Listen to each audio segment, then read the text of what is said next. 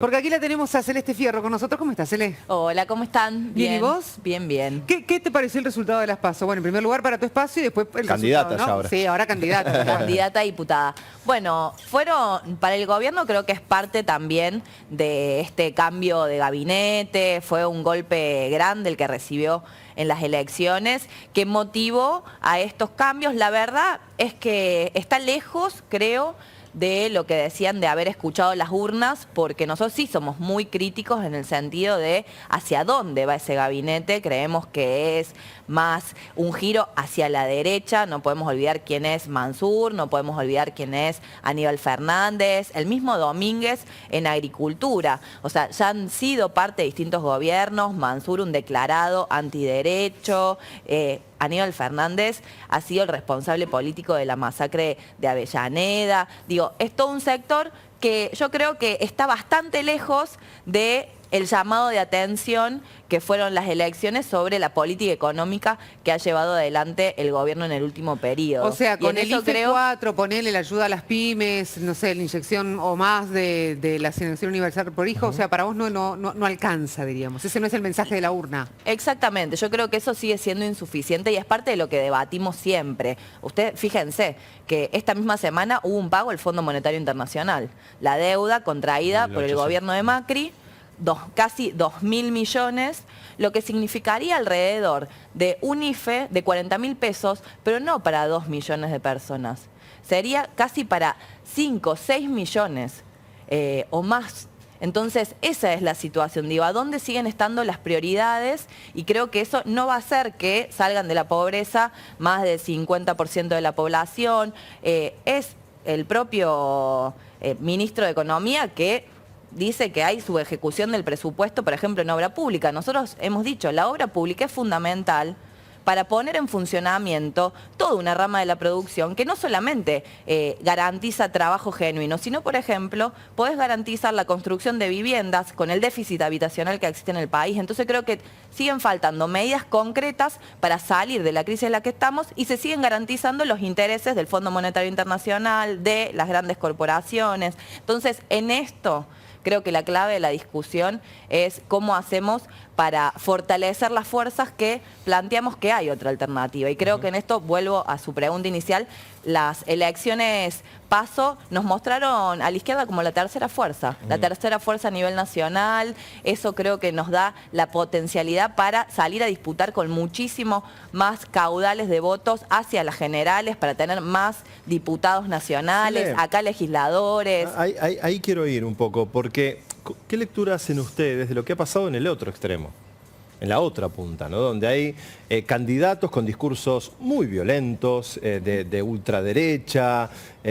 Milei, por ejemplo. Sí, repudiables, ¿no? Desde muchos aspectos, que han tenido una adhesión por parte, y muchos jóvenes han tenido un sector como que los ven la antipolítica, pero que van por dentro del sistema. Pero porque es el antisistema también. Pero están dentro del sistema, en definitiva, ¿no? O sea, sí, a ver. Lo que pasa es que de la boca para afuera es todo vamos a romper todo. Y es que tiene que ver con eso, con lo discursivo, y esconden que defienden claramente estos intereses, los intereses de este sistema, y que vienen por los derechos de las trabajadoras, de los trabajadores. Digo, creo que es peligroso pensarlo si crecen. También hay que decir una realidad, que es un fenómeno de la capital federal, lo de Milei, no es que ha crecido a nivel nacional, pero hay que estar atentos. Y para esto, la clave no es la respuesta más derecha, como decíamos recién en el gabinete. O sea, el antídoto para este veneno de la derecha es la izquierda, porque somos quienes nos plantamos no solamente con las políticas que ajustan, que deterioran nuestro nivel de vida, sino que también somos quienes vamos a enfrentar a estos sectores que, bueno, están hablando de sacar la indemnización, por ejemplo, quieren más flexibilización laboral, vienen por todos nuestros derechos.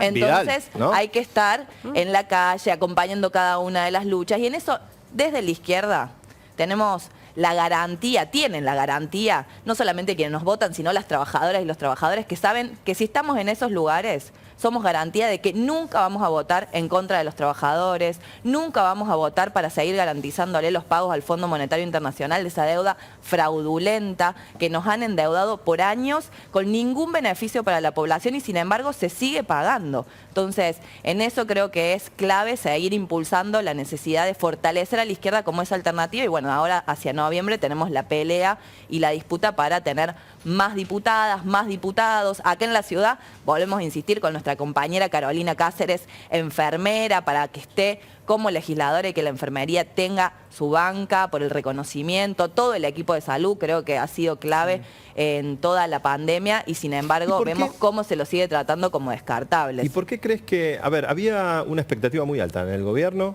que el número iba a acompañar? De hecho, hasta un rato antes de los primeros resultados se creía que estaban 5 puntos arriba. ¿Qué análisis haces vos, que laburás, que estás en la calle, que transitas? ¿Por qué se le dijo que no? ¿Tiene que ver con la irrupción de las otras fuerzas? ¿Tiene que ver con la crisis económica generada por la pandemia, el mal humor social?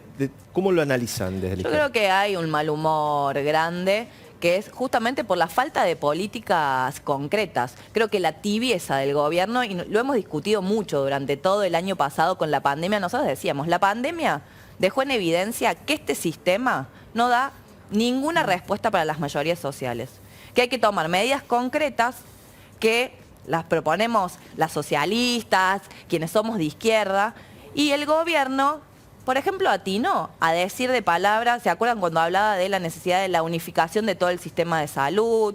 Cuando fue avanzar sobre la expropiación de Vicentín, cuando se discutía el impuesto a las grandes fortunas. Bueno, fueron todas medidas que después terminaron reculando. Digo, no nos olvidamos lo de Vicentín, una empresa estafadora del Estado, digo, que podríamos haber empezado a discutir, algo que de hecho la semana pasada, el día de ayer, digo, con la marcha, la huelga global climática, era parte del debate, la necesidad de rediscutir todo el modelo productivo, la soberanía alimentaria. Podrían haber dado pasos en ese sentido y nada. No, absolutamente nada.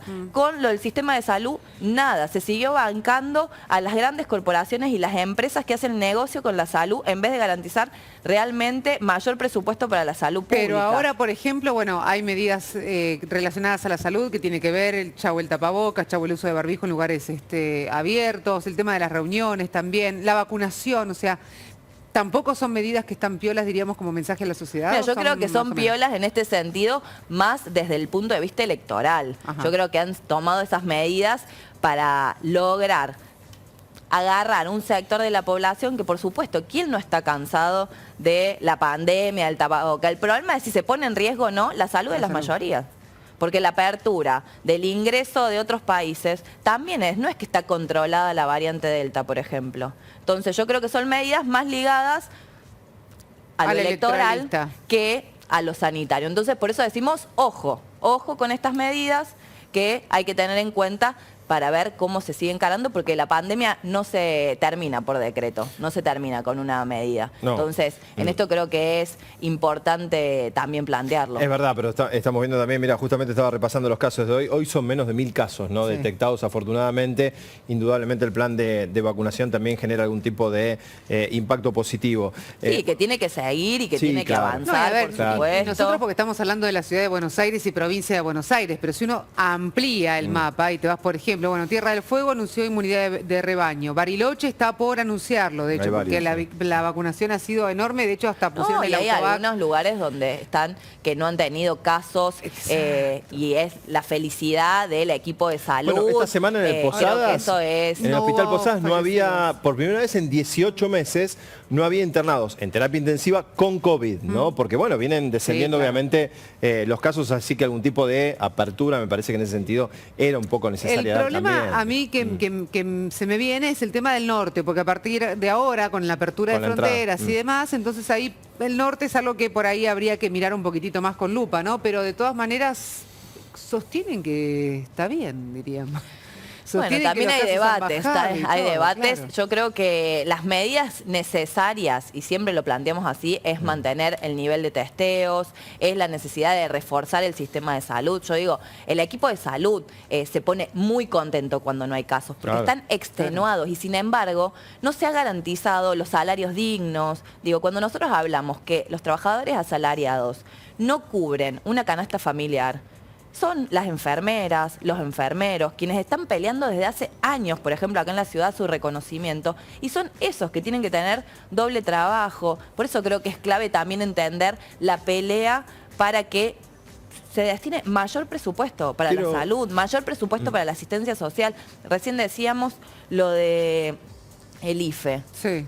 Sigue siendo insuficiente. O sea, ¿qué familia puede vivir con 15.000 pesos? No, ninguna, son ayudas que son si la canasta necesarias, básica por está en casi supuesto. 100.000 pesos. Y bueno, pero de eso estamos hablando. Y lo comparás con los beneficios a las corporaciones, lo comparás con el pago del Fondo Monetario Internacional. Está bien. Quiero ir a un tema... Pero el problema central es si nos conformamos con eso o de verdad se pueden tomar otras medidas. Nosotros decimos que se pueden tomar otras medidas. Quiero ir a un tema puntual que creo que nunca lo hablé con vos acá, porque esta semana apareció el tema de la jubilación anticipada, ¿no? Para aquellas personas desocupadas, pero creo que el gran problema que tiene la República Argentina, nuestro país, es la enorme cantidad de trabajo informal, ¿no? De trabajo no registrado, que es el eslabón más débil. Por eso no se amplía la caja tampoco. Claro, ahora lo que digo yo es, ¿cuál es la propuesta de la izquierda y cuál sería la forma para poder incorporar a esa gente al sistema de una vez por todas? Porque uno dice, no, las cargas sociales, tenemos que generar una contratación diferente, no puede ser que a las empresas se les exija tanto. ¿Cuál es? Esto lo deben haber hablado muchas veces ustedes. ¿Cuál es la idea y cuál es el proyecto? Mira, nosotros, de hecho, fue parte de toda la campaña de las PASO y que se puso en debate central.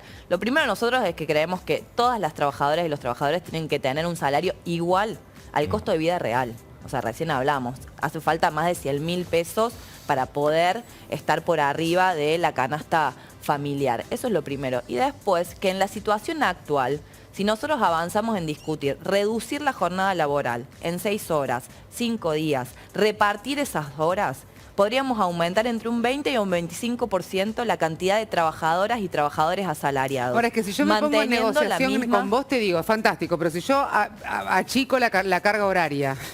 Me voy a poner en abogada del diablo, ¿eh? Por supuesto, no hay ningún problema. Achico la carga horaria. ¿Y cómo que te voy a pagar 100.000 pesos? Si voy a agrandar la planta, diríamos. No puedo como empresario. Es muy difícil este país con ese tipo de discusiones, ¿no? El tema central ahí, Abigail, es que justamente estas grandes empresas, las corporaciones y demás, tienen las ganancias en función del trabajo que vos haces. Muchas veces el cálculo está hecho en la precarización laboral completa, que un día de trabajo de las trabajadoras y los trabajadores le cubren el salario entero. El resto va para los empresarios, para las grandes corporaciones. Entonces ahí está. Nosotros siempre hablamos, bueno, de trabajo que realizamos que no es pagado a las trabajadoras y a los trabajadores. Está ahí. Entonces, la realidad es que hay un sector que se enriquece con nuestro trabajo, mientras a nosotros nos siguen pagando migajas. Por eso es fundamental avanzar ahí y hay que poner a disposición todo el avance tecnológico, que en realidad lo ponen a disposición para la mayor explotación.